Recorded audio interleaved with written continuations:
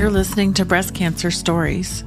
I'm your host, Eva Shea, and my co-host is Kristen Bengler. This podcast is about what happens when you have breast cancer, told in real time. So it's been a few weeks since we've talked, and I think you've had 2 more chemos. Right. I just want to hear how you're doing. I feel good. We had 4 sessions over 8 weeks of the AC chemo, which was like the real harsh stuff. And then on to 12 more weeks of Taxol for a total of 20 weeks. So I finished the last dose infusion of the AC chemo on February 22nd. I don't know why, but it was rough. I felt more nauseous than I had before. Just didn't feel like myself, way more emotional.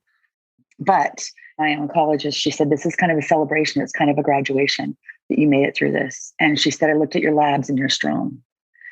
And she said, you have anemia and you have some immune system stuff, but your heart, your lungs, your kidneys, your liver, all of those things are good. And she's like, so whatever you're doing, keep doing it. It's great news. The tumor is on the outside as well. And so it's kind of a nice little gift to her that she can see the tumor on the outside and see if it's shrinking or not, to kind of get a gauge of what's happening on the inside. And so she measured and she's like, it's not shrinking. And I was like, is it getting bigger? She's like, no. And I was like, okay. And I could see that she was a little bit frustrated, but that was kind of the only down part. And then I just didn't know what to expect from the Taxol. Like, I kind of got used to the routine of the AC chemo, because if my mouth felt sore or a little bit raw, day 10 after chemo, the first week, that happened the second session, the third, the fourth. So I knew how to kind of manage all of that. And so with the Taxol, it was like a new routine. This past Monday, March 8th, was the Taxol. And when I was at the appointment on the 22nd with my oncologist, the last AC chemo, I said, well, so what should I expect from the Taxol? She's like, well, have you gotten the note about the booties and mittens? And I was like, I haven't gotten the booty and mitten memo, but okay. And so she said this big, long thing about Taxol. And the big deal with Taxol is it can cause permanent nerve damage or neuropathy in your hands and feet, especially.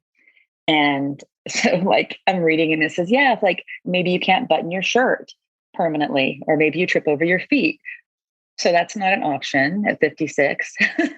Thanks. I know. So what they have you do is I literally have these ice mittens. And so you're in it for 15 minutes before the chemo is about an hour, and then you're in it for 15 minutes afterwards. It was the weirdest feeling. All of a sudden, my body just starts itching everywhere, and I couldn't scratch everywhere. Okay. So you've got frozen mittens. It's like having your hands in snow and your feet in snow. Yes. And then your whole body starts itching? Yes. That is some fresh hell. It was. It really was. And I just sat there. I couldn't do anything. And I told the nurse everything was itching, and she said, it'll pass. How long did it take? 20 minutes. Long 20 minutes. Oh, man. And then the bottom of my right foot kept itching. And so I just kept rubbing it along the other foot. But it was just the weirdest thing. And at first I was cold, so I had my hat on, and then my head starts itching. So I'm sitting there with these gloves, and I've got one of them on my head, just like, my bald head, right? And who puts ice on your bald head, right? But that was like you said, a new kind of hell. It sure was. That was, I would say, the most uncomfortable of the treatments. The others, I didn't feel particularly comfortable. I felt nauseous, but it wasn't like a big physical response like that. So that's going to happen every time? Mm-hmm. Okay. Well, we're ready for it now. Sure. Maybe. Yeah, I am, I guess. I am. That's why I made sure that I got 2 sets of everything, because I thought I'm going to get these as cold as possible. And as the coolness wore off, the itching got worse. So I'm just going to try to keep the gloves and the booties cold. So you're at work today and you're nannying and the child you take care of, how old is he? 14 months. 14 months. Okay. I'm curious how he reacted to your head. So the week before, I shaved it. And so when I got there, he's like looking at me like something's different. But I wore my hair up a lot anyhow, but he was kind of studying it. And so then when I showed up with my head shaved, he did the same thing, but it was like checking it out and looking all around. And then, of course, my earrings stood out more. So he was playing with the earrings. And then I let him touch my head and he kisses it. He gives kisses on my head all the time, which is super cute. But now he's used to it. Oh, yeah. We'll be reading and we'll see somebody in a book with a hat. And if I have like one of my beanies on, I'll say hat and I'll show him in the book. And so then every single time he wants me to put it on him. So sometimes we cruise around with little beanies on. So have you been able to keep up with him pretty well, or have Yeah. you had to? Yeah, that's good. I've lost some time when for chemo days, obviously, or when I haven't slept very well at night, or I'm feeling really sick in the morning, I'll come in a little bit later.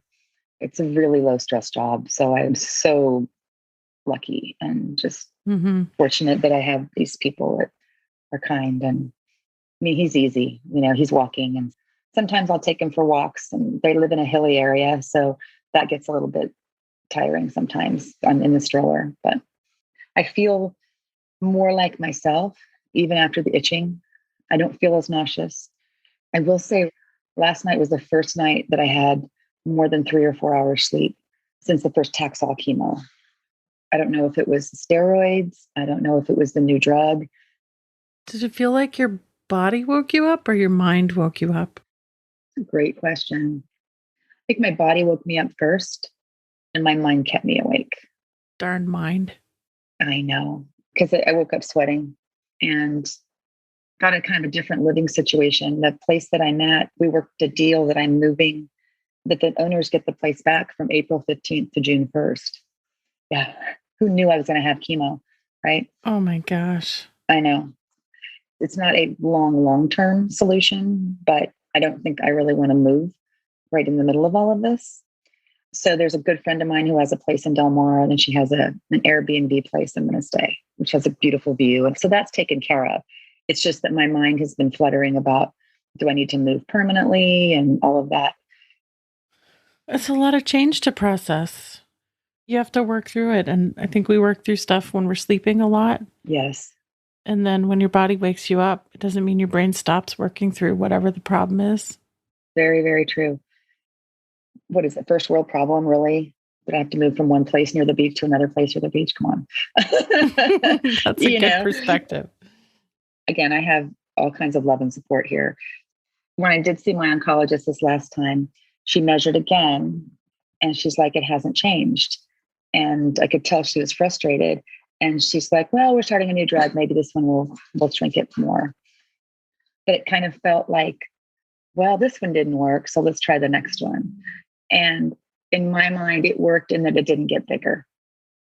She did order an MRI, and I have one scheduled for a couple of weeks from now because she wants to see how it looks on the inside as well. Under the surface. Yeah. Mm-hmm. It doesn't feel any different. But again, it's been, 9 weeks and it hasn't grown. It's tough because, you don't know how fast it was growing before because we weren't watching it. Right. We have a baby niece who has a glioblastoma. Ooh. And she was in Seattle Children's for many months and they finally operated on it and they got most of it. And she went back home and then 3 months later, it was back. Oh. I think one of the best things I did was go there and see it with my own eyes, how they were taking care of her, because there's just this enormous team of people and she has 2 nurses to herself. Wow. So her care, I've never seen anything like it. And that actually helped me process what was happening. I didn't want to go there and I'm really glad I did. And just like talking to you, I think us talking about this and getting this out in the world is going to help a lot of people who know you and love you. I hope so. And even people who don't know you understand that you still get up in the morning every day and you still go to work and you're still you. Yeah. And you're going to kick its ass. And yeah, I hope so. And there's been this interesting progression. It's like at the end of AC and starting Taxol, it's almost like, I don't want to say I forget that I have cancer, but I kind of do. Even though seeing my bald head in the morning reminds me, I think having embraced how much easier it is to not have to do anything to my hair, you know? And I thought people would look at me and be like, oh, she's a freak or something like that. I mean, people like, they'll look when I walk by, but I just walk taller and smile, you know? And I'm like, yeah, I'm kicking something's ass. Mm-hmm. Or maybe I'm just that girl who thinks I look good with that hair. You know, you don't know. It's California. It is Who California. knows? You can get away with anything here. But when I do see myself like from the back in like a picture or something like that, I think I look like a man. And I'm like, that's so weird. But I've just gotten used to not having hair. So when I look at myself in the mirror, I don't see cancer anymore. I just see myself. And so I think what that is growing into, I'm resigning and kind of surrendering that I have this and that all I can do is take good care of myself and that what's going to happen is going to happen. And it's going to only hurt me if I worry about it. And it's become somehow more automatic to see the positive in things, which I think is really opposite for a lot of people who have cancer. And I know this sounds really weird, but I get to dig deep and really figure out who I am and my strengths and my weaknesses. And I also get to dig in and see who's really in my corner. And I found a lot of my friends are like, I really needed to do something for somebody else. Thank you for letting me cook for you. You having cancer helped me get out of myself. And I'm the last person who takes help. You know me. Like I have such a hard time asking for anything. Stubborn. Well, and I just being a teacher and a mom and the oldest kid. And capable. Yes. And capable.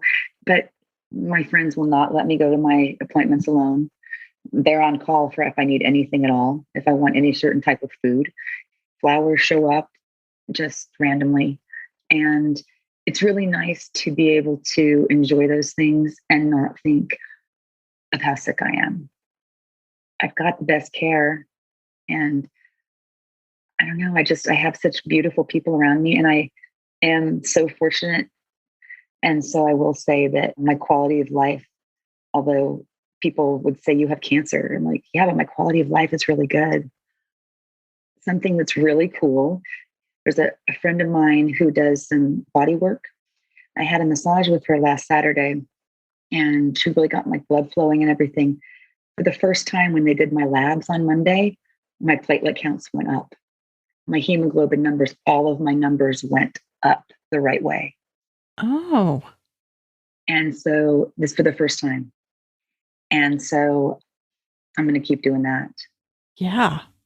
The body work that she does is incredible. And I was stunned. Like a bunch of my numbers that were on the border and way below are like in the normal range. And I think that also the whole foods that I'm eating, and I'm giving myself grace with putting on, I think I put on 15 pounds now, which that last 15 was really hard to lose. So I get ticked off of it, but I'm healthy. And when you see me in person, people look at me and they're like, you look healthy. You don't look sick. It's true. You do. Thank you. Thank you. And I'm not saying that I'm superwoman and people should do it the way that I do it. I'm just saying that there's people out there to give you guidance. And I'm happy to give anybody guidance with anything that I'm learning. And it's not that I don't get sad, because there are nights I cry and I cry and I cry. And I wonder what's going to happen. And then I just think every journey that's been tough for me has had a result of me teaching somebody something or many people something.